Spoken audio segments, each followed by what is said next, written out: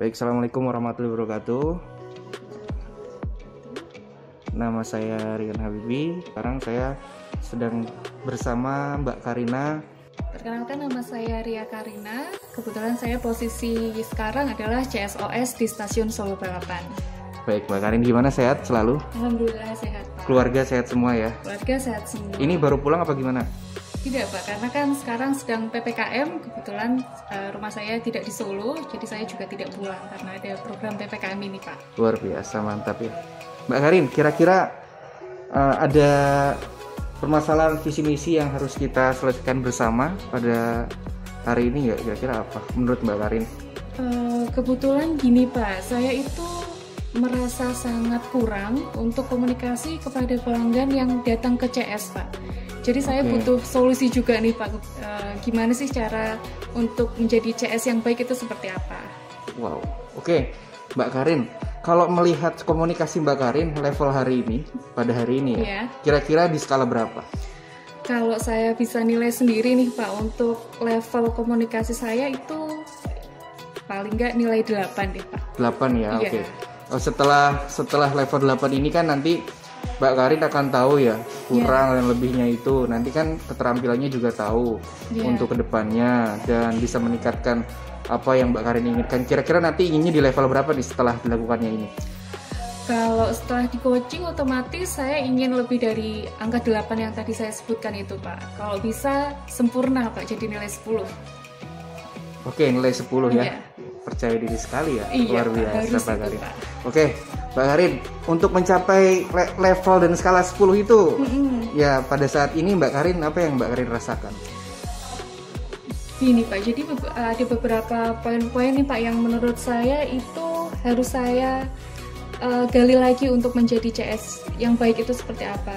Yang pertama itu kita juga harus percaya diri, Pak. Percaya dirinya kita harus bisa menghandle diri ketika kita menghadapi penumpang atau pelanggan yang datang ke CS gitu. Terus yang kedua, kita juga harus paham bagaimana product knowledge dari PT Kereta Api sehingga kita juga bisa menyampaikan informasi apa yang harus kita sampaikan kepada penumpang gitu. Terus selain dua itu tadi, kita juga harus bisa komunikatif, Pak, dengan penumpang. Jadi ketika kita sedang ngobrol dengan penumpang, penumpang juga akan merasa nyaman dengan kita. Terus selain itu kita mungkin akan saya lebih fokusnya, Pak, itu kita harus banyak membaca buku, karena dengan membaca buku kita juga akan bisa lebih banyak ilmu yang kita dapat selain kita ada di CS itu, Pak. Selain itu kita juga bisa, selain membaca buku, kita juga bisa, karena sekarang sedang hits nih, Pak, podcast gitu, kita juga bisa dengerin nih, Pak, podcast. Jadi kita tahu bagaimana sih memberikan feedback ketika kita ngobrol sama orang gitu. Selain itu kita juga harus bersosialisasi langsung dengan orang. Kita juga dari situ kita bisa tahu nih bagaimana memberikan informasi yang baik dan bergaul yang baik dengan orang gitu, Pak.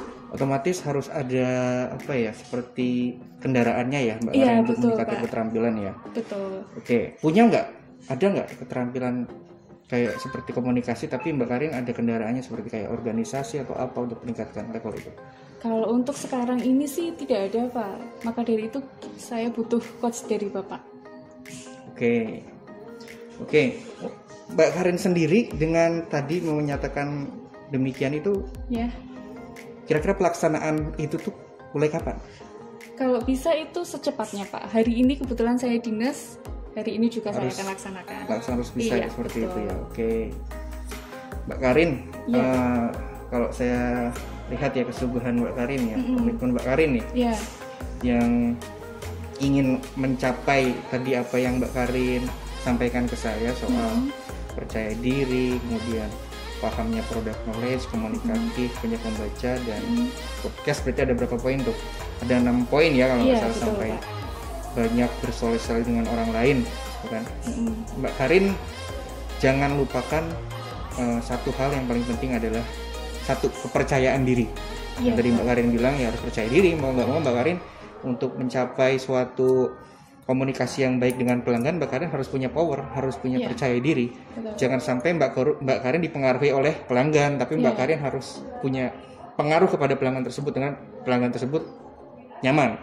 Itu kan pertama itu. Kedua, Mbak Karin ini harus aktif membaca grup. Nah, ini yang penting itu. Iya, Pak. Grup itu banyak aturan-aturan, Telegram, kemudian email-email. Nah, itu Mbak Karin harus banyak sekali membaca yang namanya WA grup, karena aturan-aturan kita baku dan setiap hari update ya harus tahu mengenai grup-grup WA seperti itu ya.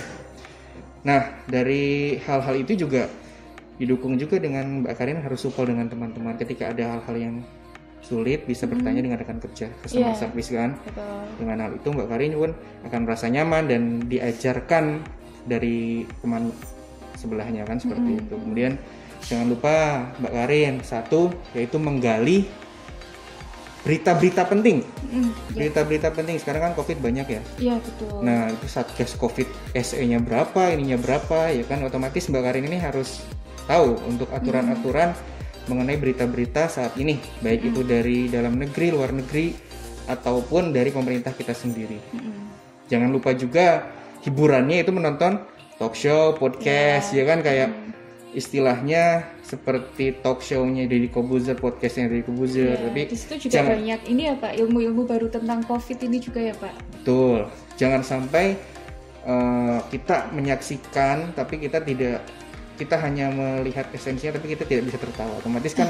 Nah, berarti kan kita harus menyeimbangkan juga kebutuhannya Mbak Karin ya. Saya bermain ya sambil belajar seperti itu. Kemudian yang terpenting adalah lebih terbukanya dengan orang lain. Siapa? Nah, keterbukaan itu penting karena apa? Ketika kita kesulitan dalam menghadapi sesuatu dengan customer ya harus bicara dengan teman sebelah, bisa dibantu atau seperti apa gitu kan.